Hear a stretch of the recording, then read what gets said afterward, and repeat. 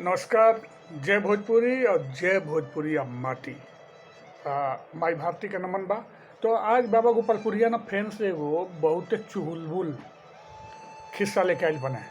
अब देखिए ये गुरु और शिष्य के बीच के बात बा, उहे वो कहानी बन गई बा, खिस्सा बन गई बा। एमे देखी कि चेलो लोग कम ना रहे तो गुरु जी ये चेला लोगन से कौन मने अपन काम निकलने वही की ऊपर बा ई कहानी। एक बेर के बात यह कि एक जना गुरु जी रहने और उनके दू गो बहुते बढ़िया निम्न चेला रहने कुल। चेला मत कही महाराज, महाचेला रहने कुल। हर बात में टाले के आदत रहे वो दू जने के, मतलब कुछ काम कैले से बचे लो। और गुरुओ जी बहुत मतलब अपना आप के वो गुरुए रहनी वहाँ का करी ना, घुमा फिरा के काम निकालिए ली चेला लोगन से। तो एक बेर के बात यह कि गुरु जी कोनो अनुष्ठान पूजा करे के रहे तो गुरु जी दोनों चेला लोगों के संगे पूरा सामान जुटौनी आ जुटा के आ ओकरी बाद नहा धो वो के एकदम से सब कुछ पवित्र क के आ फिर वो सिंहासन लागल, चौकी जो कहल जाला ना गाँव में, तख्ता बिछल, ऊपर गुरु जी बैठनी आ सामने एगो डोल बनल जौने में मने पूजा पाठ के का कहल जाला मतलब कि ओमे मूर्ति और का कहल जाला फोटो सब सजावल गई फूल माला से सब कुछ। अब गुरु जी के अपन अनुष्ठान शुरू करे के रहे तो अनुष्ठान शुरू करे के पहले अब नहा धोकर बैठिए गई रहने, टीका चंदन लगा उगा के। तो सोचे रहे ना कि देख ली कुछ छूटल नहीं है ना, तो एने उन्हें देखने ना टका देखना आई दादा सब चीज़ आयल बा। तुलसी जी के पतइये नहीं खे आयल। अब बिना तुलसी जी की पतई के ये अनुष्ठान मतलब कि उमें लगबे करी, मैंने शुभारंभ कैसे कल जाओ। तो जब इन्हें तक तो चलवा बुझ गए, कहलस कि बस कर अब गुरु जी हम के भेजी हैं। तो गुरु जी कहने कि ये चला ये मतलब तू नहीं देखता तुलसी जी का पतई होता ही जाके बगीचों में से ले ले तो उन्हें देखा ना कई गो उगल तबारी।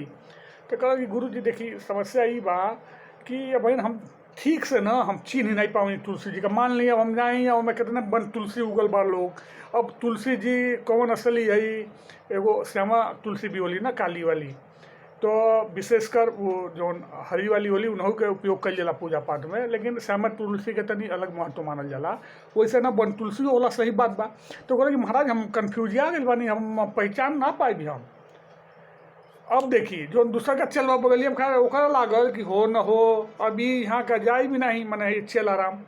तो हे चेलाराम के जाए के पड़ी। तो वहाँ का कहते नहीं उ चेला अरे बुढ़बा के रह गया इतना दिन से गुरु जी के संगे बड़ा पूजा पाठ में भाग लेला, सब देखेला सुनेला। तो आज तो तुलसी जी पता नहीं की, अरे लमका लमका पतैया नहीं होला, एक एक हाथ के पतैया होला हो तो नहीं केरेवे की तले रहेली उहे हई वही में जाके तूर के ले आइल। तो अच्छा तो गुरु जी कहने का हो चला तो तोहरों नहीं मालूम कि तुलसी जी कौन होली का होली। कह कि नहीं महाराज हमें तो मालूम है माना केरा की तरह लंबा लंबा पता ही होला। कितने उगल बड़ी महाराज अपनी बगीचवा में, हम तो साफ सुथरा करे नहीं बराबर उनके नीचे, एक आध जने के नीचे दियो बारे नहीं हम। गुरु जी कहना अच्छा ठीक बा, वो काम करो तोहरो बहन चलो दोनों जने का हम पहचान कराओ तनी। तो दोनों खुश बने कुल के गुरु जी उठे भी संगे चलो तो चल जाइए संगे पीछे पीछे।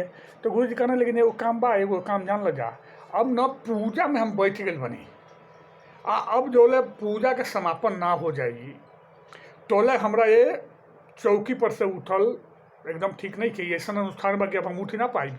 तो एक के बा कि तो हम दोनों जने चौकी उठावा जा, हम के लेके मने चलो लेके चलो बगीचा में बगिया में लेके चलो।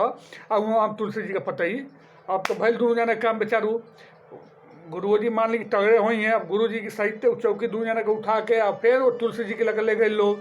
फिर गुरु जी तुलसी वहाँ के वो मैंने तनी अथी आनंदे सूझल वहाँ के फिर तुलसी उलसी टूटनी फिर चेला लोग लेके आई लोग।